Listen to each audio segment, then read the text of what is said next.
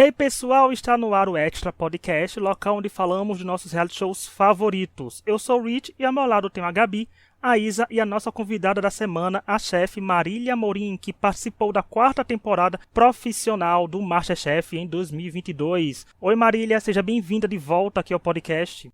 E aí? Como é que tá isso aí, gente? Obrigada por me receberem novamente. E é uma lisonja estar aqui com vocês de novo. E vamos a isto, vamos conversar sobre essa edição maravilhosa, a 10ª temporada MasterChef. A Marília, que foi entrevistada aqui, gente, no episódio 226, onde ela falou mais da história dela com a gastronomia e a participação dela no MasterChef Profissionais. Vão lá ouvir, gente, foi bem legal a participação dela, a história Pernambuco, Portugal. Então vão lá para conhecer mais da Marília. Mas hoje nós analisaremos o 8º episódio da 10ª temporada do MasterChef Brasil, que foi exibido nessa terça-feira, 20 de junho, pela Band, né? O top 14 virou top 13. Como eu falei, gente, a Marília é chefe profissional, ou seja, nossas avaliações hoje estarão mais elaboradas. Como eu falei em off, a gente é abaixo do amador, né? Porque a gente não tá nem cozinhando no MasterChef, mas a Marília é profissional, então tudo que ela falar aqui, a gente vai concordar. Se ela disser que pareceu que não estava bom, a gente vai dizer, realmente, não pareceu que estava bom, porque a gente, né, tem que concordar com chefes. E só uma explicaçãozinha, gente, a gente tá na época junina e eu sou da Paraíba, ou seja, o Nordeste respira São João. Então se você escutar algum fogos e bombinha ao fundo, é impossível não pedir pra alguém não soltar uma bombinha nessa época do ano. Mas aí a gente vai vendo. Marília, o que você tá achando dessa temporada do MasterChef? Como é assistir uma temporada amadora depois de ter participado de uma profissional? Ai, meu Deus, é tudo muito louco. Assim, na minha cabeça, viver a realidade, né, de estar ali, de participar e ver os chefes e estar no cenário e viver tudo aquilo. E agora assistir de novo é muito para assimilar. Mas, assim, dessa edição, eu estou achando ainda que eles estão pegando leve. Para começar, assim, os amadores estão um pouquinho leve, eu estou achando que eles estão bem de boinha, sabe? E, bom, teve os embates, né? Que foi a dinâmica também é diferente para os profissionais, né? Então, o amador passa muito mais rápido, né? Tem os embates, de repente você tem não sei quantas pessoas, daqui a pouco foi para os 18, eu fiquei assim, eu digo, gente, foi muito diferente, muito diferente, muito diferente.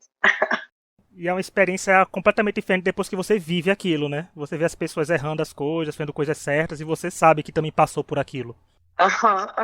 Tipo, a empatia fica muito maior, né? Porque a gente, como profissional, a gente consegue identificar os erros dos amadores.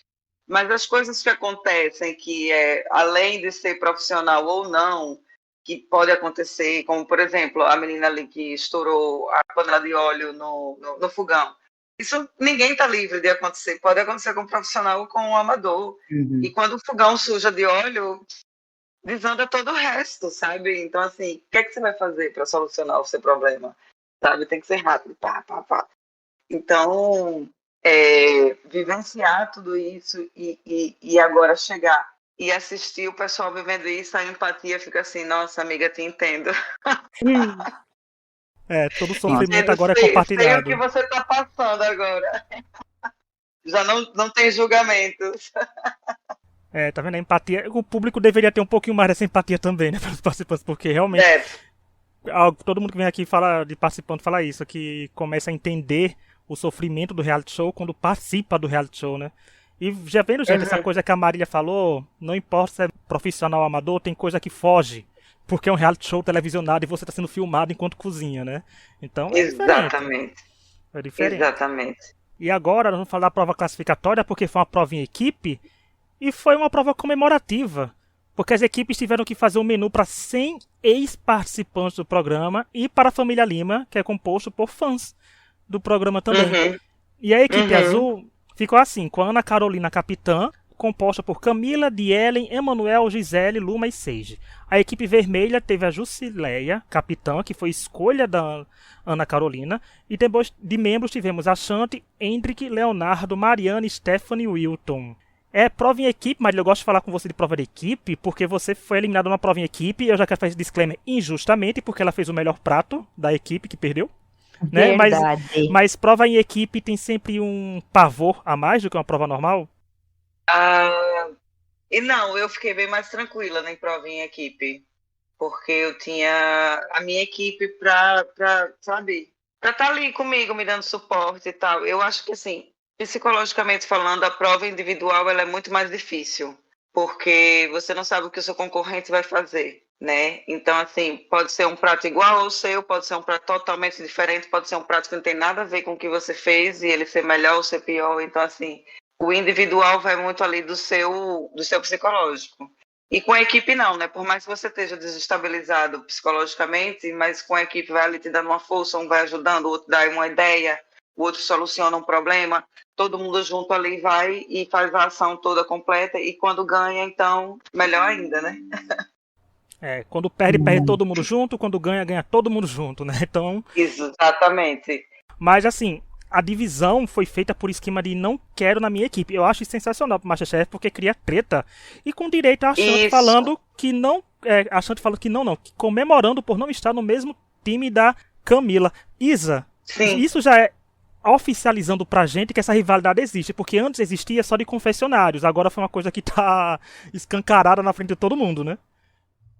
Está escancarado. Eu achei que é isso mesmo, galera. Não se bica, não se dá, vamos colocar em pratos limpos e segue o jogo, entendeu? Mas o que eu queria entender e saber o porquê dessas duas não se gostarem tanto assim, eu queria.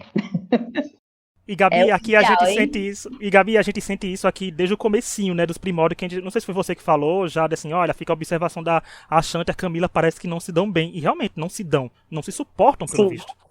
Sim.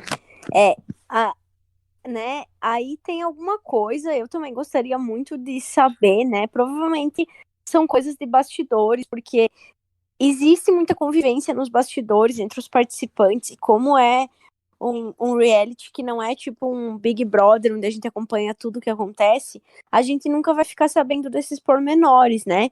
Então, parece que fica faltando, assim, isso, mas ao mesmo tempo eu entendo que a edição não tem como passar, porque são coisas que não acontecem dentro do âmbito do programa, né? Mas que a gente fica ali com aquela pontinha de curiosidade de saber por que elas se desgostam tanto desde o começo, a gente fica, né? Porque é muito óbvio, assim, que talvez dizer que elas não se suportem seja forte, mas é a impressão que dá, né? Que realmente elas não se suportam, não se gostam nem um pouco, assim. E, enfim, eu acho que a gente ainda vai ver muito dessa rivalidade na tela, assim, porque parece que tem sido a principal rivalidade da temporada, né? O Wilton e o Hendrick deram ali alguns indícios de que a rivalidade deles não tá mais tão grande assim, né? E então eu acho que a principal rivalidade que a gente vai ter aí é Camila e Ashanti. E aí eu tô bem ansiosa para ver como vai se desenvolver. Mas se eu tivesse que apostar numa delas para ir mais longe, eu acho que a Ashanti vai mais longe do que a Camila. Olha, se tratando de reality show, se os deuses dos reality shows estiverem inspirados, quem vai mais longe é a Camila e ela elimina a Ashanti. Sabe? Porque assim, a trajetória de vilãs é durar, né? De reality show. Então, eu não sei, mas eu não sei, né, gente? A gente não tem spoilers, por mais que a Band adore botar spoilers na tela no resumo da temporada, a gente não pegou tanto spoiler assim esse ano, né? Eu sei, assim, quando ele fala prova do top 7, eu já conheci umas duas pessoas já lá. Eu guardo pra mim, às vezes eu falo pra Gabi e pra Isa quando perguntam, e pro Tom e pra Laura também, mas eu reconheci umas duas pessoas ali. Mas assim, a Ana Carolina teve a opção de escolher uma caixa antes da Jusileia, e eles tinham vantagens, né? A Jusileia, que foi a segunda, ela ficou com poder no mercado um minuto antes. Ok. Mas a Ana Carolina teve a opção de escolher proteínas que só o time dela poderia usar. E ficou com camarão e carne seca. Marília, para uma prova que você vai cozinhar para 100 pessoas e você não poder usar camarão e carne seca, que ainda tem votação desse povo, isso não é um grande baque? Particularmente para mim, não. Eu me divirto com o que tenho. É tipo, se não tem isso, vai com o que tem na dispensa. E eu acho que a gente tem que valorizar e transformar aquele ingrediente que a gente tem e trazer brilho e destaque na mesma, entendeu? Tipo, na minha prova mesmo do quiabo, a gente usou o quiabo de inúmeras maneiras, inclusive na sobremesa, de entrada à sobremesa. Epá, é sobre isso. Eu acho que aí é onde diferencia as vertentes do amador para o profissional, que o amador pode até ter o conhecimento por ter estudado isso e aquilo, mas que só a vivência e a experiência que vai trazer as ideias e o momento de como saber se safar, de como saber diferenciar, de como saber trabalhar o que tem, com o que tem, como tem, nas condições que tem. E você acha que para eles, amadores, eles perderem dois ingredientes, duas proteínas grandes assim, faz efeito assim com a pressão do programa? Porque vocês têm pouco tempo, né, para pensar nas coisas, né? Até como você fez um stories, que você recebem lá e se vira, né? Você não fazer isso, Exato. tchau. Então você acha que eles já tinham na cabeça dele, tipo, a gente vai fazer isso com carne, isso com camarão, aí perdem esse poder, né, de fazer isso. Você acha que para amador é muito mais complicado, né? Eles tentarem pensar em 30 segundos o que vai ser servido de um menu inteiro. Isso, desestabiliza um pouco, com certeza desestabiliza. Porque dentro ali do seu arsenal de conhecimento de ingredientes, a partir do momento que você começa a tirar ingredientes supostamente nobres, né, já desestabiliza um pouco. Pronto, eu vou falar um pouco da prova que teve aí, do Baião de 2, por exemplo, que os meninos... Eu estou gostando muito que os pratos veganos e vegetarianos estão se destacando, porque eles estão fazendo releitura realmente de pratos clássicos que para gente que trabalha na cozinha sabe que fazer um arroz com feijão é super simples, então fazer uma releitura é sempre, né, desafiador.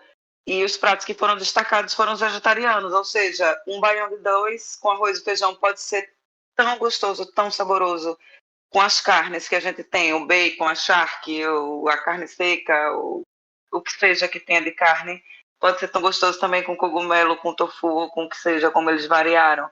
E pronto, e foram os pratos destacados. É sobre isso, entendeu? Não é a falta de um ingrediente que vai deixar o prato menos saboroso. Ou seja, é sobre como eles vão se virar com os ingredientes que tem pra fazer saboroso, porque tem sim como ser saboroso, né? Não é só porque ficou sem que ficou ruim. Exato. Né? Então, exatamente. E a função do Masterchef é mostrar isso pra gente, né? As possibilidades de um prato, tanto amador como o profissional. E eu acho que o veganismo e o vegetarianismo ele já foi bem mais difundido com o Masterchef.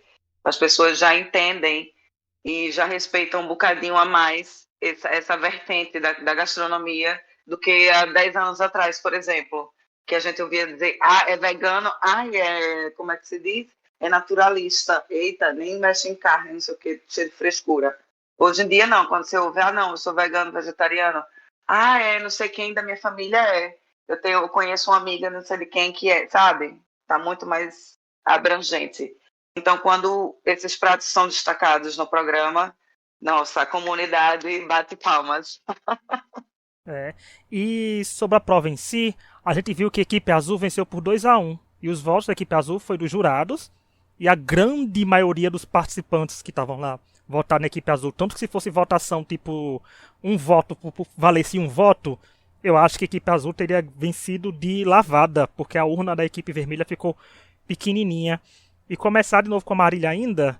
Marília, o que você achou dos pratos? Porque teve um prato ali, que é assim, que foi o brigadeiro de queijo, que aparentemente os jurados falaram assim, que tava difícil de comer, uma coisa assim, até a Laura falou assim, gente, é difícil de comer porque tava ruim. Os jurados foram educados em falar. Mas você acha que desse menu, assim, quando um prato é ruim, ele compromete todo o outro menu, principalmente quando você está sendo julgado? Ou você acha que se tivesse feito um prato extremamente melhor, teria ofuscado esse ruim?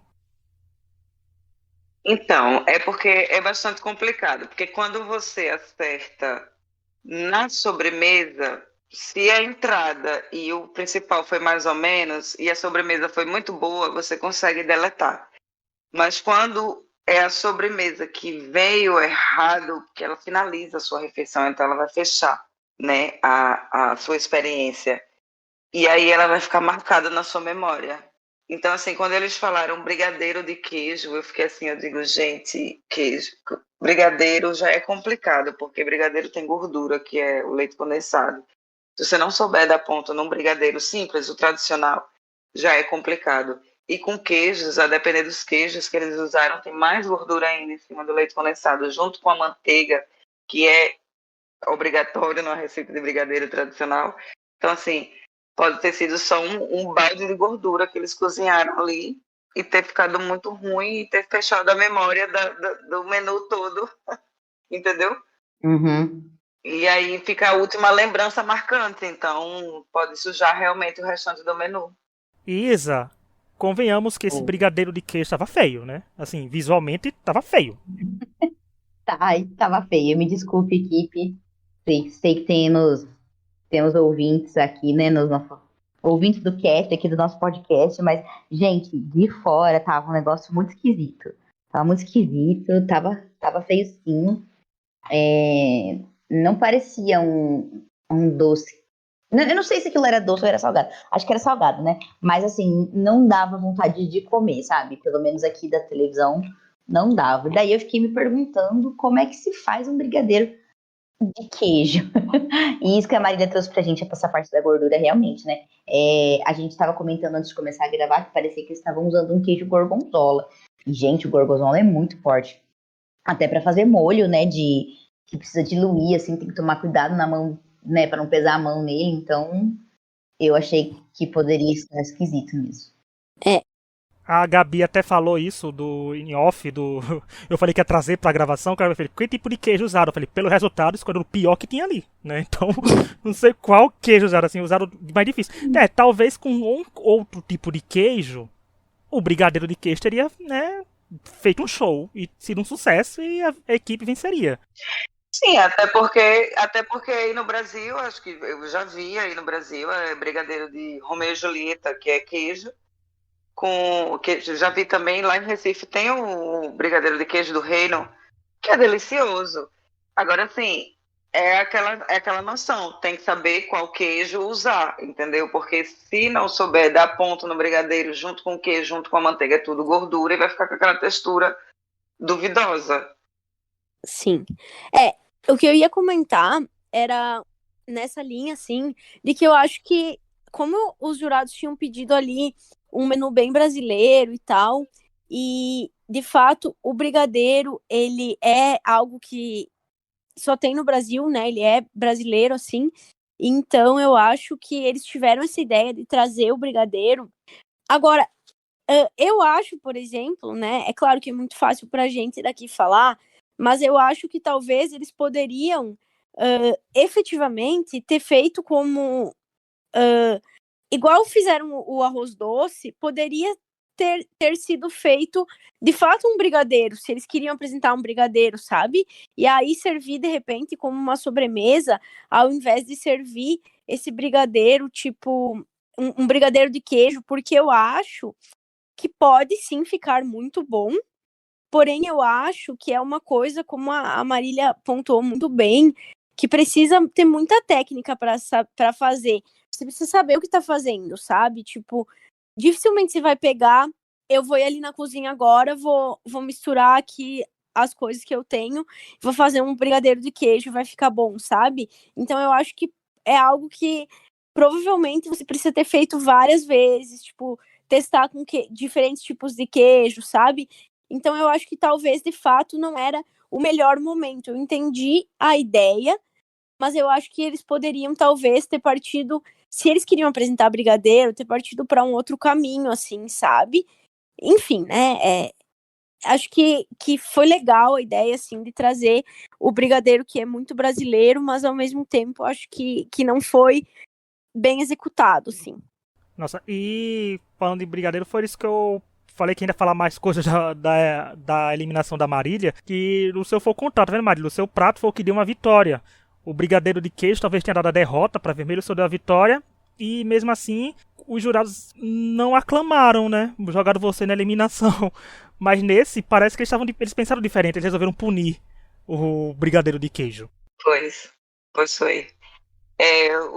Na minha eliminação foi o brigadeiro mousse de maracujá, do Fogaça, né? Receita maravilhosa, deliciosa, que eu penei um bocadinho, né? E parecia que eu fiz vários erros ali, só que não, é porque eu passei de uma prova de 2 horas, eu passei 45 minutos mexendo o brigadeiro em fogo baixo médio para poder dar o ponto.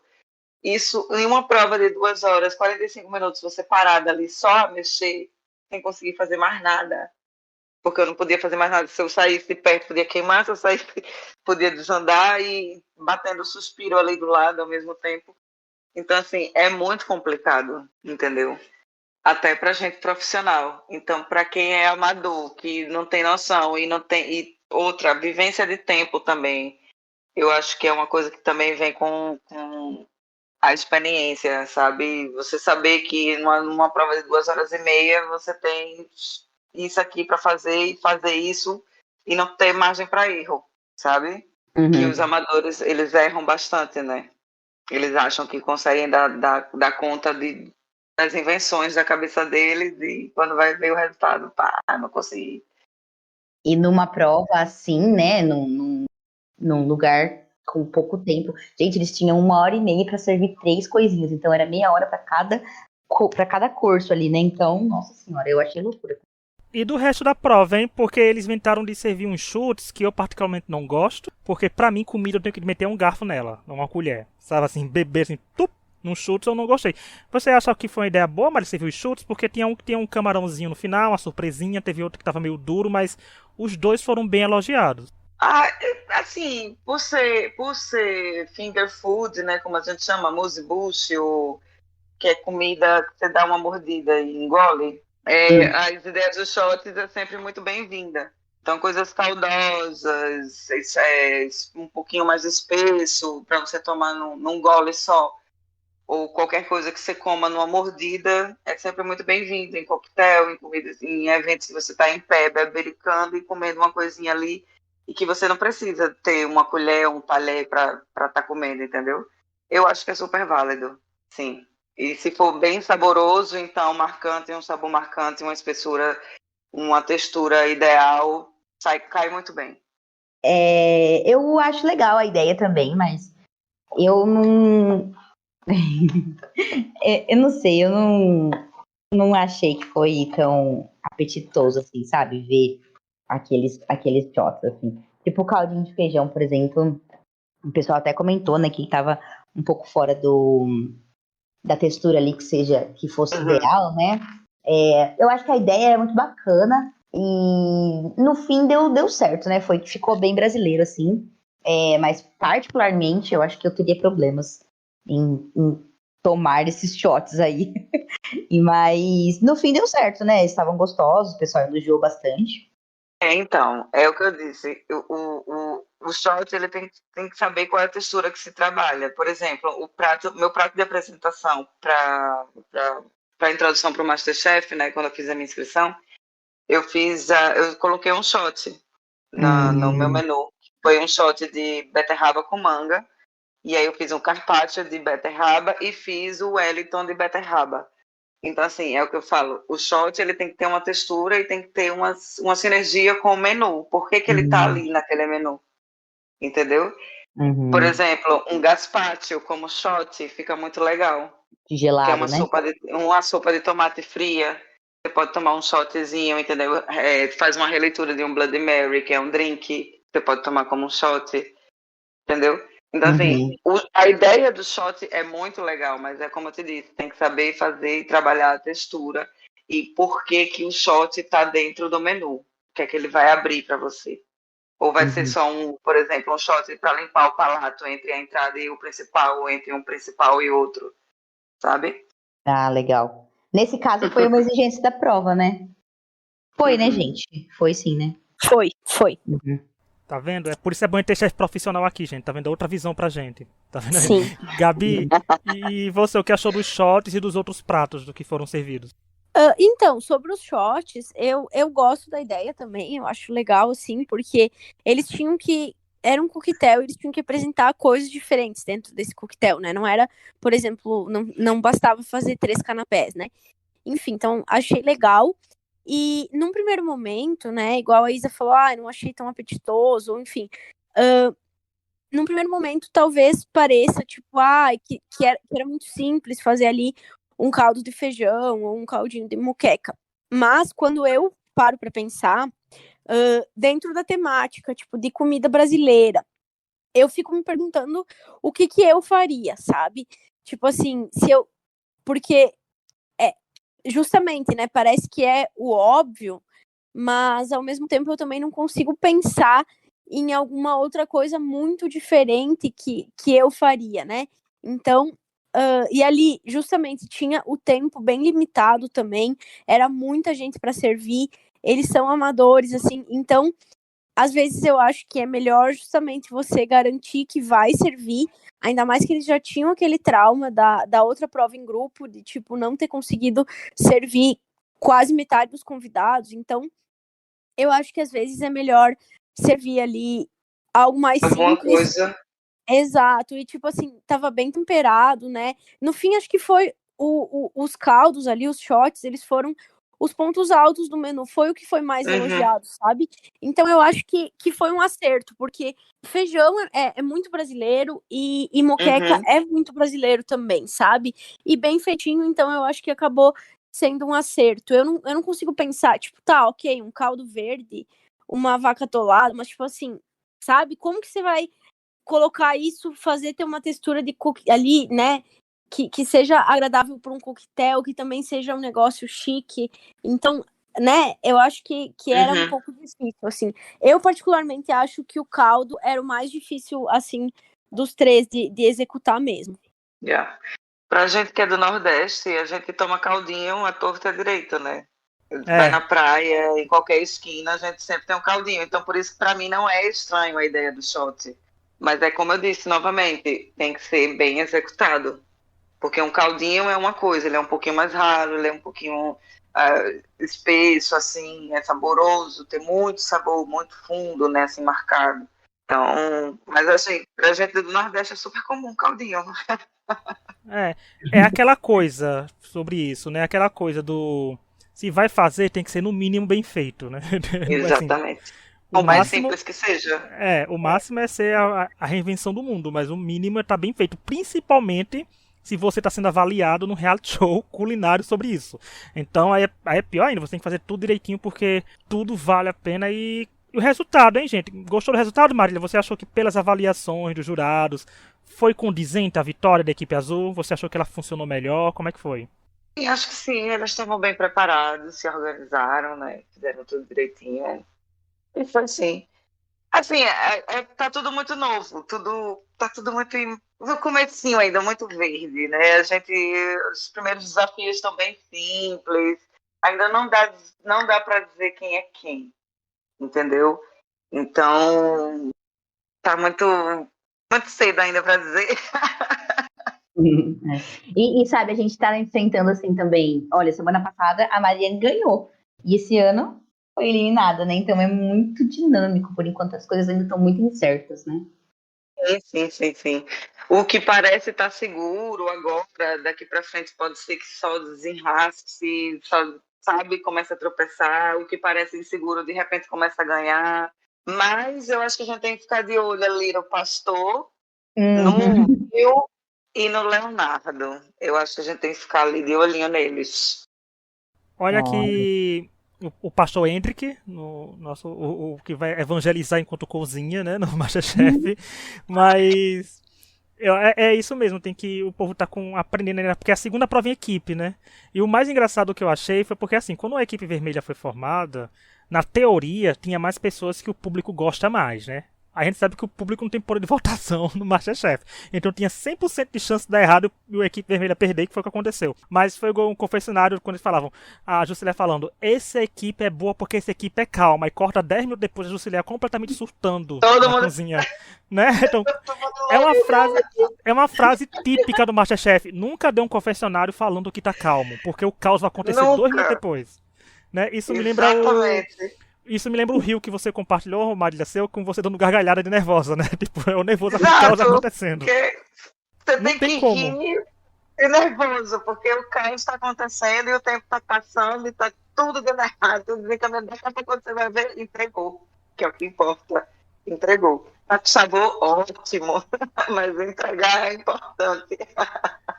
Quando a Jusilé falou, eu gostei que a equipe tá trabalhando harmoniosa, eu digo, ih, gente, isso não vai acontecer. Daqui a pouco vai acontecer E... alguma coisa que essa harmonia não vai rolar.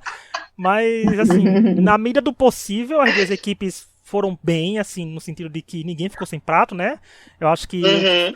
ia ser muito complicado alguém ficar sem provar numa prova tão emblemática, que foi bom, gente, rever nossas pessoas queridinhas lá. Nosso Pitico Edu, a Isa Scherer, o Renato, o Bruno, Uhum. que já vieram aqui no podcast. Então, são bem legais de rever essas pessoas por lá. Agora, gente, eu tenho que dizer, fazer esse comentário. Gente, eu vi gente ali que tava jogando a temporada. Eu falei, "Ih, gente, você vai jogar a temporada, mas eu sei que na sua você não foi tão bom, não, hein?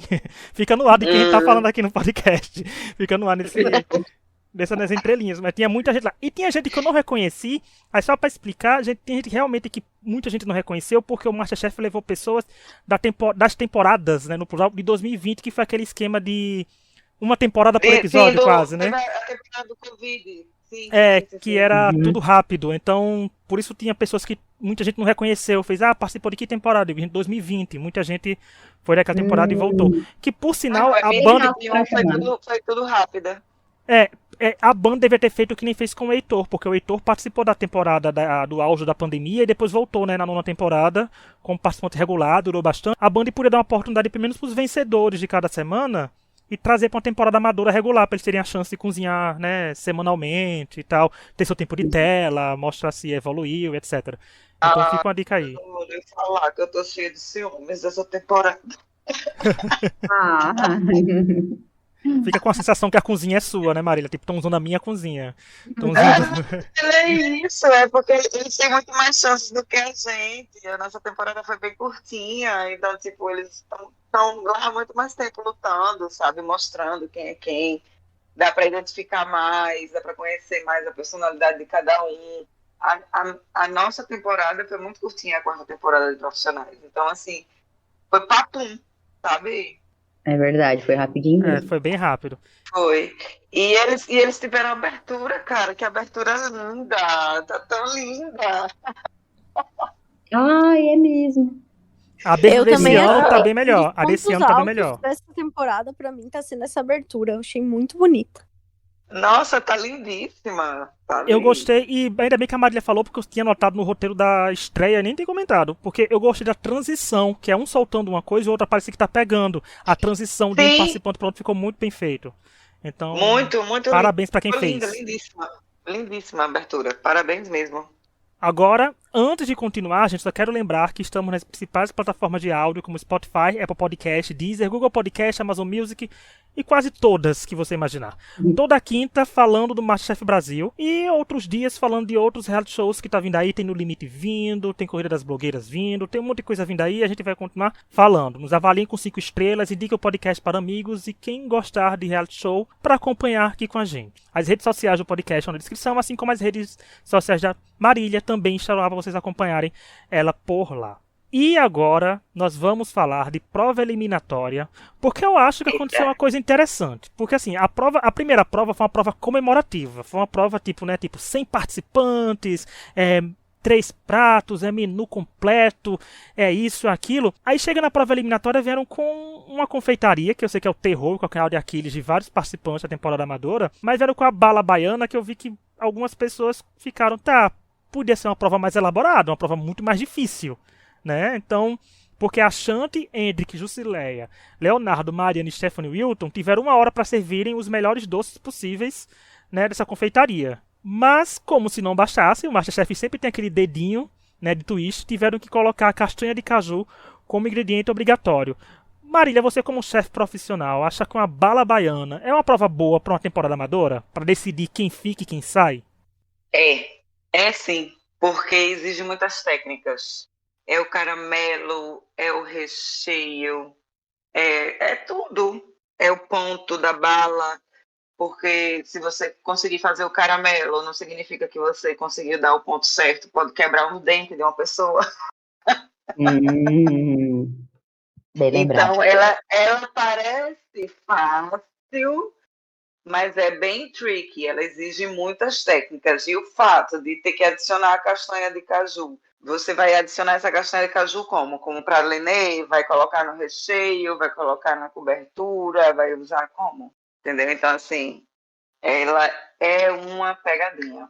Aí gostei dessa observação da parte que é técnica. Então foi uma prova para muitas pessoas mostrarem ali que tinham técnica, né? Então Aham. é uma prova complicada, que parece fácil, é complicada. Então eu gostei. Agora a gente já pode concordar que a prova foi boa. Aí, gente, foi boa, foi eliminar. Mas e a Isa, o que você achou dessa prova eliminatória? Ah, eu adoro quando eu tenho caos. É tão legal de assistir.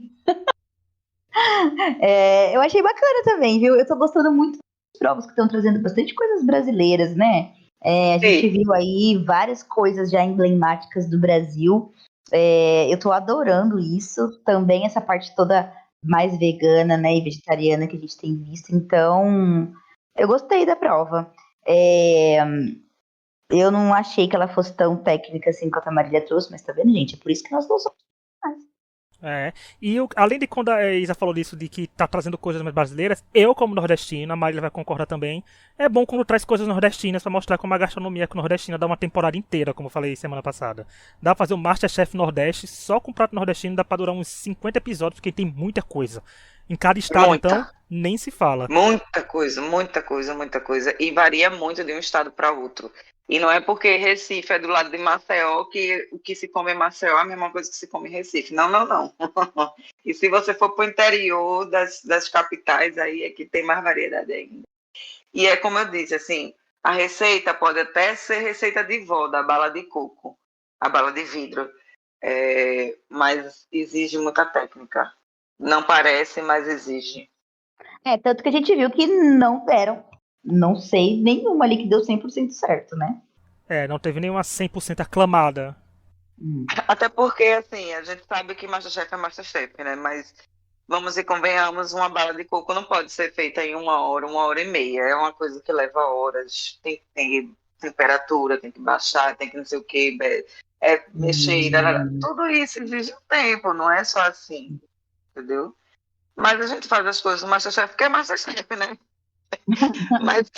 mas que as coisas exigem tempo e é por isso que exige um estudo, um experimento, tem erros e acertos, tem tempo de confecção, de temperatura, de tudo, gente.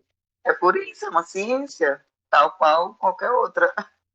Então, eu não conhecia essa bala, né? Na verdade, assim, eu tinha visto, pra não dizer que eu não conhecia, eu tinha visto agora quando eu estava morando na Austrália, umas pessoas vendendo lá, uns brasileiros fazendo para vender para a comunidade brasileira, né? Mas até então eu nunca tinha visto essa bala, não conhecia.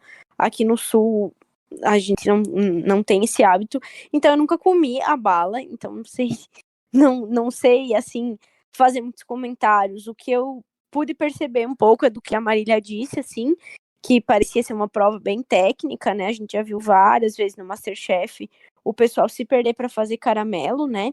E qualquer pessoa que já tentou fazer um caramelo também em casa sabe que, tipo, é muito, muito rápido, assim, para te perder o ponto, queimar o caramelo, não conseguir deixar do jeito que precisa, né? Então, não é tão fácil assim, né? E eu achei uma prova legal, assim. Eu, particularmente, eu gosto. Talvez seja porque eu gosto mais de comer salgado. Eu gosto mais quando as provas, acho que são de salgado, ou quando são provas onde eles conseguem exercer um pouco mais da criatividade, assim, né? Então não é o meu tipo favorito de prova, mas eu achei legal, assim, sabe? Eu achei que foi legal. E o Masterchef continua investindo em confeitaria, porque essa temporada tá aparecendo bastante, com mais frequência do que outras temporadas amadoras, né? Eles estão deixando um recado, tipo, pra quem for pra 11ª temporada, dizer, olha, venham com um bom arsenal confeiteiro aí, porque a temporada pode exigir bastante. E de resultado da prova, nós tivemos a vitória da Jusileia, que se torna a primeira participante a conquistar 2 vitórias individuais, a primeira com 2 pins, né? Ficamos de olho em nossa Jussi. E a Mariana foi eliminada do episódio. E aí, Marília, o que você achou do resultado? Com base nas avaliações de jurados, você achou que foi justa a eliminação da Mariane? Então, ela, tipo, eu vi ela nas provas da carne, né? Ela tinha cometido um erro ali. Então, assim, às vezes a gente acha que é apenas uma prova, né? Mas eu acho que no total da soma das coisas também fazem a diferença. Então, ela errar agora novamente, já fica, né, visada. Então, e assim, eles pegam nos pormenores mesmo, não tem esse negócio de aquela foi melhor, aquela foi pior. É o pormenor mesmo que faz a diferença. No dia, se você não tiver certo, vai ser aquele pormenorzinho mesmo que você errou e vai te eliminar. E é isso, e pronto. Não tem choro nem vela. E da eliminação da Mariana é porque, assim, como ele gosta de avaliar o reality show como um todo, né? Que a gente chega com o nosso olhar de quem gosta de assistir a parte dos participantes, assim, sem ser a parte gastronômica, a gente pode ver que, tirando a vitória da Mariana em semana passada, ela não era tanto, não recebia tanto destaque, né, na edição. Não era uma pessoa que aparecia direto. Então, quando pessoas não aparecem muito com um cast tão grande, a gente subentende que quer dizer que aquela pessoa talvez não tenha chegado tão longe, né? Aquilo fica já tipo, eu sei que essa semana eles fizeram uma coisa um pouco interessante, que tipo, o Emanuel e a Gisele apareceram bastante nos confessionários, eles não estavam na prova da eliminação, e o Wilton, que é uma pessoa que usam bastante nos confessionários, estava na prova da eliminação e apareceu menos. Né? Então, assim, eles conseguiram dosar mais, porque em momento nenhum eu achava quem fosse ser eliminado, com base nos confessionários, porque estava uma coisa mais equilibrada. Mas quando bota o Hendrik e a Mariane lado a lado, se os dois estavam com coisas mais erradas que o outro, a gente vê que o Hendrik recebeu muitos mais confessionários, muitos mais destaques, comenta muito mais o programa, no sentido de que a gente sabe mais quem é o Hendrik como participante que com a Mariane. A gente já fica, então a Mariane vai sair. Não é uma eliminação que choca a gente. Eu não gostei porque eu gostava da Mariane e gosto do Hendrik, então eu não gostei desse, né, entre essas duas eliminações. Mas quando a gente pesa, né, a parte de edição, de quem tá recebendo destaque e quem não tá, a gente fica já sabendo talvez quais pessoas não tenham ido longe, né, ao ponto de terem um cuidado melhor na edição. E você, Gabi, o que achou do resultado? Eu também gostava dos dois, então quando eu vi que os dois ali ficaram entre os piores, eu já fiquei triste, porque eu sabia que ia perder uma das pessoas ali que eu mais gostava. Mas eu acho que de uma forma geral, assim, a gente tem tido eliminações que a gente consegue compreender enquanto público, né? Eu acho que os jurados têm ido numa linha de ser coerente com o que eles falam e o que é apresentado com a pessoa que é eliminada, né? E eu acho que eles deram ali uma dica quando a Mariane fala que, tipo, ela já tinha feito várias vezes em casa e que que ela nunca tinha conseguido acertar e que só do jeito que ela entregou hoje já era uma vitória para ela, porque ela nunca tinha conseguido deixar nas tentativas dela em casa, deixar tão bom e tão próximo ao que seria uma bala. Ali eu já senti, tipo, um tom de que talvez ela poderia ser a eliminada, sabe? E com relação à vitória da Jussi, eu gostei também, eu acho que ela é uma pessoa que tem se destacado bastante, assim, eu acho que ela parece ser uma pessoa muito querida, assim, também, a gente não vê muito ela envolvida em polêmicas e teve até um comentáriozinho ali na edição que me pegou um pouquinho também, que se não foi, vocês me corrijam, mas eu acho que foi a Ashanti que fez num confessionário, onde ela fala, tipo assim, nossa, quem diria a Jussi, amiga de todo mundo, tá se mostrando uma super jogadora, não sei o que, quando ela ganhou a prova. E, não tipo, foi assim, a Ashanti, Gabi, foi a arquirrival, a arqui-inimiga dela, foi a Camila. Foi a Camila. Tá, então tá, desculpa aí por ter falado a pessoa errada.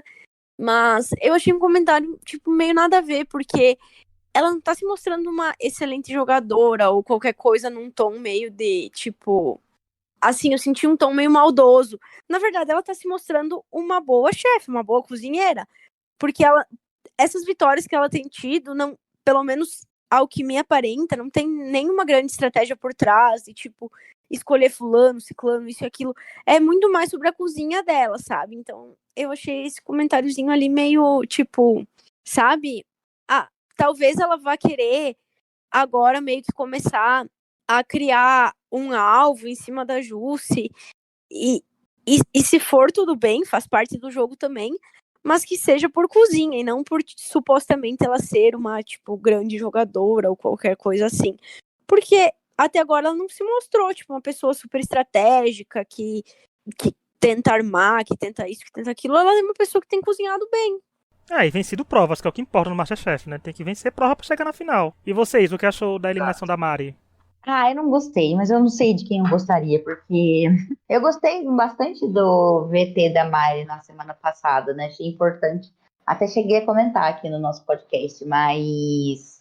Assim, indiscutivelmente a balada dela não estava nos padrões, né? Então, não tinha mesmo o que fazer. Queria dizer que eu concordo com o que a Gabi disse. Eu não acho que a Jus tenha mostrado nenhum jogo estratégico vilanesco para ser taxada desse jeito, né? Mas também concordo com o comentário acho que do Wilson, que falou que ela tem 2 pins, tem que tomar cuidado com ela, assim, né? Tem que prestar atenção, porque ela é uma boa cozinheira, mas que ela agora também precisa apresentar coisas muito melhores, né? Então, essas 2 vitórias dela coloca ela num outro patamar, e isso pode ser bom ou pode ser ruim, né? Depende do humor e dos jurados no dia, no que isso vai importar ou não. Mas vamos para o último bloco, que é quando a gente escolhe o destaque do episódio, que é assim, toda semana, nós aqui do podcast, o convidado, quando tivermos, escolheremos nossos destaques do episódio com base em critérios pessoais, que serão justificados aqui por cada um de nós. Ou seja, o resultado pode ser, eu quero trazer fulano porque eu achei que ele foi bom nisso, quero trazer ciclano como negativo porque falou isso. Quero começar com Marília, para você. Quem foi o destaque do episódio? A pessoa pode ter se destacado por coisa positiva ou negativa. Desse episódio, o Wilton, né? Ele sempre se destaca. Ele sempre se destaca não só pela pessoa que ele é, né? Mas por ele também ser muito técnico. Ele sempre dá pitaco no próprio dos outros. Ele sempre diz o que ele acha que deve fazer, não sei o quê. Eu acho que ele se destaca bem, independente do episódio. Gabi, quem é seu destaque da semana? O destaque da semana é a Jussi, porque não só porque ela foi a primeira pessoa a conquistar o segundo pin ali, né? Então a segunda vitória individual, mas também porque eu acho que mesmo na prova em grupo, ela teve um bom desempenho, né? Apesar dela ter sido o líder da equipe derrotada. Porque ao contrário, por exemplo, da outra prova em grupo, onde a gente viu o Hendrick indo muito mal e, levando a equipe dele para a derrota, eu achei que a edição focou em alguns acertos da Jussi, né? Como, por exemplo, os colegas ali dela provando o caldo e dizendo que, não precisava colocar mais tempero, e ela indo lá e colocando mais tempero. Ela insistindo muito sobre a textura do caldo de feijão deles. E no fim acabou sendo bastante elogiado. Eles elogiaram muito o tempero, elogiaram muito a textura do caldo. Então, coisas que para mim mostrou que apesar dela ter perdido, foi muito mais mérito da outra equipe do que demérito da equipe dela. Então eu acho que ela conseguiu ter um desempenho equilibrado entre as duas provas, e aí para mim a fecha com chave de ouro a partir do momento que ela é a segunda pessoa a ter 2 vitórias ali, e que sim coloca ela agora em uma posição de destaque, dos outros precisarem sim ter cuidado com ela, mas também dela precisar começar a se destacar cada vez mais, né? Isa, quem é seu destaque e por quê? Eu vou trazer Carol, porque eu sou fã dela desde o comecinho, e eu acho que ela teve o destaque merecido nessa prova também. Então, eu achei que ela foi uma boa líder para a equipe dela, e eu gostei muito de ver a história da equipe e dela sendo contada novamente. Então, queria dar o meu destaque para ela essa semana, e eu tenho fé que a Carol é muito longe nesse jogo. Meu Deus, eu espero que eu não tenha amaldiçoado ela. Quando a gente começa a torcer pelo povo aqui, Isa, o povo começa a ser eliminado. É típico desse podcast. Daqui a pouco ele vai começar o... Daqui a pouco ele vai começar... daqui a pouco ele começa o festival de desculpas que a gente sempre tira nesse podcast aqui. Desculpa por ter torcido. E o pior que o programa é gravado, né? Então é os participantes que enganam a gente. Porque é gravado. Não eliminou os participantes. Mas o meu destaque não vão ser 4 pessoas, que eu vou escolher alguém que já foi escolhido por vocês 3, que é a Jussi também, que eu botei porque, como tudo que a Gabi falou, foi a primeira participante a ganhar 2 pins, porque esse ano, com essa twist dos pins, parece que os jurados estão sendo mais criteriosos em escolher o vencedor de cada prova. Né, assim, para não ter uma pessoa com 3, 4, 5 pins logo de cara. Porque, por exemplo, temporada passada, a Melina teria 3 pins em 3 episódios, né? Que ela ganhou 3 provas seguidas. né? Então, o Wilson nos profissionais, teria uns 3 pins também, ele ganhou muita prova no começo. Então, eu acho que estão tentando equilibrar pra ter aquele negócio tipo, olha, ganhou um pin agora, depois de todos os outros pins já terem sido distribuídos. Eu gosto, e também concordando com a Gabi com a parte da prova, mas eu acho que a parte da prova, ela vem como destaque pra mim também, pelo caos que ela apresentou trazer, porque ela sempre parecia uma pessoa muito serena. Foi bom ver esse lado caótico da Jussi, né? Ver como ela... Então a edição trabalhou muito bem com ela essa semana, né? A gente conheceu o lado dela, que é o lado mais calmo, né? Que ela cozinha bem, que a gente sabe, mas conheceu também o lado dela como é sob pressão. Como é que ela se comporta quando as coisas começam a dar errado, né? Então foi uma que deu pra conhecer a Juscelia como, não só como cozinheira, mas como personagem essa semana. E eu acho isso extremamente importante, porque querendo ou não, o Masterchef é reality show, o público engaja, o público segue, o público torce, né, demonstra torcida. Então isso é bom pra ela. E ela ganhou bons confessionários também. Então, pra mim, a Jussi também é destaque positivo da semana. E é isso. Chegamos ao fim de mais um episódio. Obrigado a quem nos ouviu. Quero agradecer mais uma vez a chefe Marília, que esteve aqui com a gente. Muito obrigado, viu, Marília? Vai voltar mais vezes, sim. E adoramos seus comentários, porque você mudou nossa opinião pra muita coisa aqui, viu? Tá vendo como é bom ter uma chefe profissional aqui com a gente? Tá vendo, gente? É isso aí. Obrigada, gente. Espero participar até a final da 10ª temporada. Vamos ver o que vai ser. Olha. Muita coisa ainda vai perceber quem é quem já agora, mas ainda tá muito verde essa temporada. Ainda muita coisa vai acontecer. Verdade. E, Sim. como eu falei, não esqueçam de ouvir o episódio 226, que é a nossa entrevista com a Marília, que foi gravado praticamente na semana depois que ela saiu, televisionado, né, porque é gravado no Masterchef Profissionais. Ela comentou tudo sobre a gente, sobre o programa. Vão lá ouvir e mandar e-mail pra gente com sugestão de tema, gente, extrapodcast@gmail.com. Então a gente se vê quinta-feira pra mais Masterchef. Até lá. Tchau. Tchau. Tchau. Tchau.